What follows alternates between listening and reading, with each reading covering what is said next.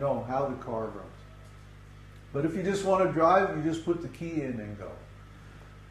So if you want to be a teacher of Krishna consciousness, you have to know all the details of how consciousness is operating.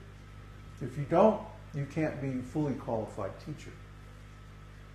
But if you just know that, okay, I take these beads and I chant this mantra, Om Namo Bhagavate Vasudevaya, or Hare Krishna, Krishna Krishna, Hare Hare, Hare Ram, Ram Ram. If you know that, that's a start. That'll get you going. That will start you on the process. And then you'll see that the process works, and then you won't need to have any faith. This is not a religion that demands faith and obedience now, and then you get some reward later, you go to the spiritual world or something later. No. Use this mantra now and contact God directly now. Go to the spiritual world immediately. Do not pass go. Do not collect liberation. Just go directly to the spiritual world and contact Krishna. That's Krishna consciousness. So, what time is it? 1:10. Okay. Do we have any questions?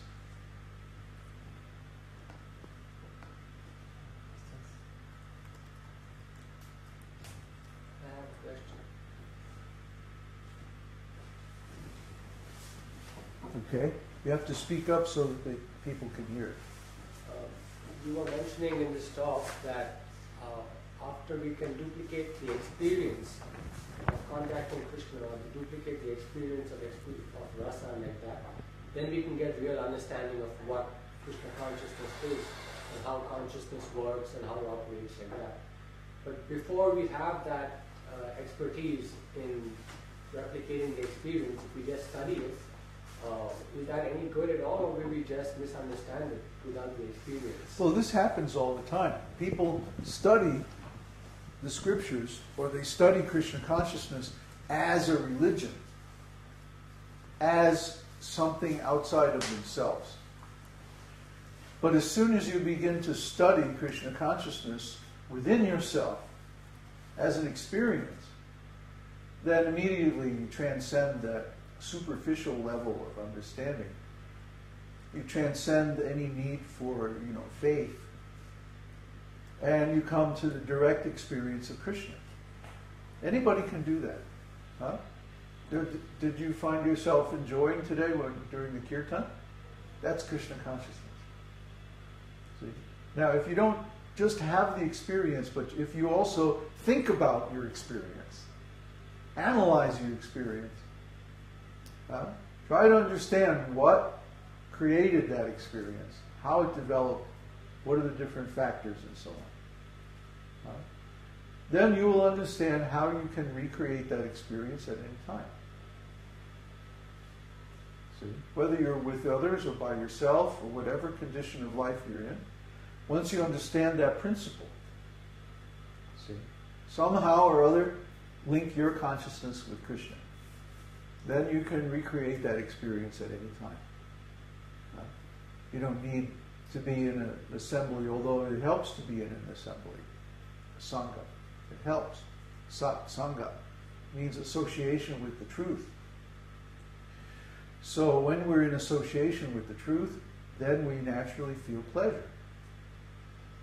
When we're in illusion, then we're bewildered. It's really simple. See? People make this big deal out of it where they get all intellectual and, start trying to explain everything and simply going farther and farther away from the direct experience. But we say, taste this experience directly, and then we'll talk about it. then you'll have something to talk about. Otherwise, if we just explain theory, it's meaningless without the experience. Prabhupada always stressed the practical side of Krishna consciousness. Our spiritual master, he was very, very practical oriented. Now, don't just talk about theory. What's the practice? Show the practice. Directly engage people. Then you know what you're talking about. You're not just talking about abstract ideas. It's real. It's an experience that you can have You have within you, each and every one of us has the potential to approach God directly. God is within each and every one of us as the super soul. Huh? So why don't we approach him and render service and experience the sweet taste of Krishna consciousness? Because we don't know how. So if you have a little bit of association with sadhus and you learn how, you learn the process, then you can do it by yourself anytime. What's the difficulty? Right? The difficulty is that our tendency through long association of Maya is to go away from the direct experience and to get involved in all these considerations about this and that, based on false ego. So this chanting process actually dissolves the false ego. And we get down to who we really are. Who we really are is an eternally conscious living entity engaged eternally in seeking pleasure. But we're trying to find pleasure in the wrong way, by going away from the source of pleasure. When we go out through the senses, we go away from the source of pleasure.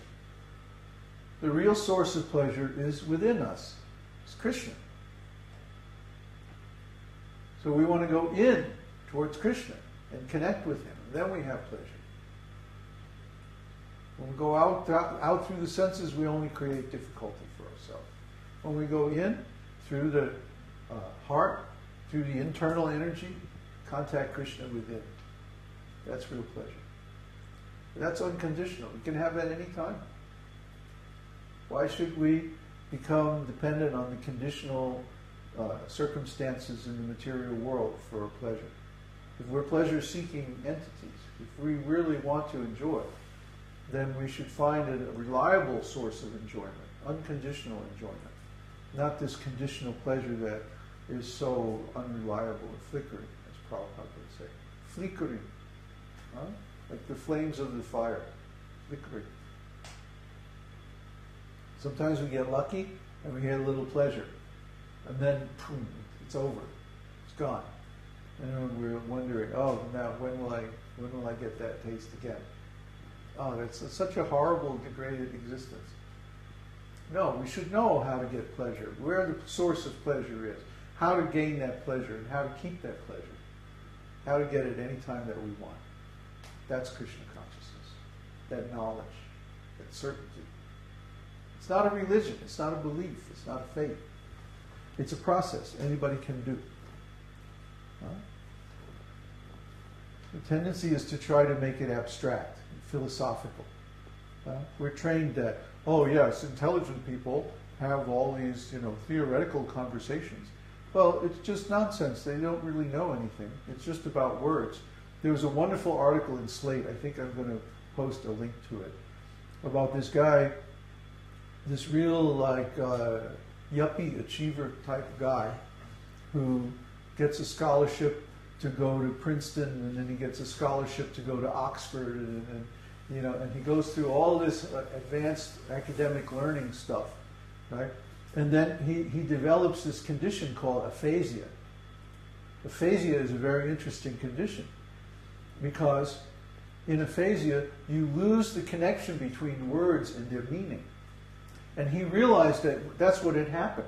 He had become adept at simply saying the right words in the right way to the right people, to get scholarships, to pass his courses, to get social advancement and all this stuff.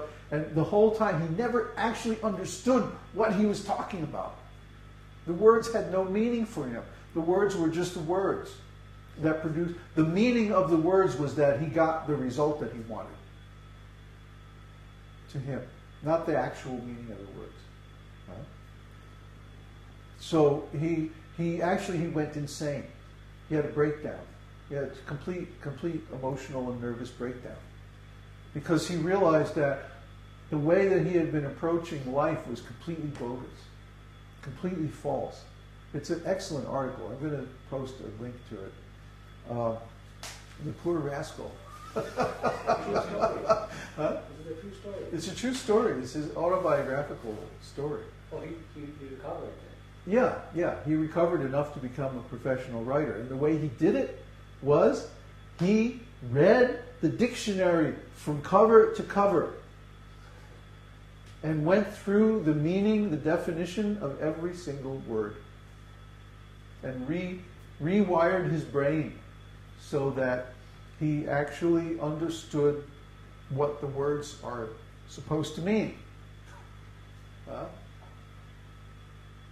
He talked about how he got a degree in modern literature, modern English literature, without ever reading any of the books that were assigned. He simply like probed his professors until he found out what they wanted.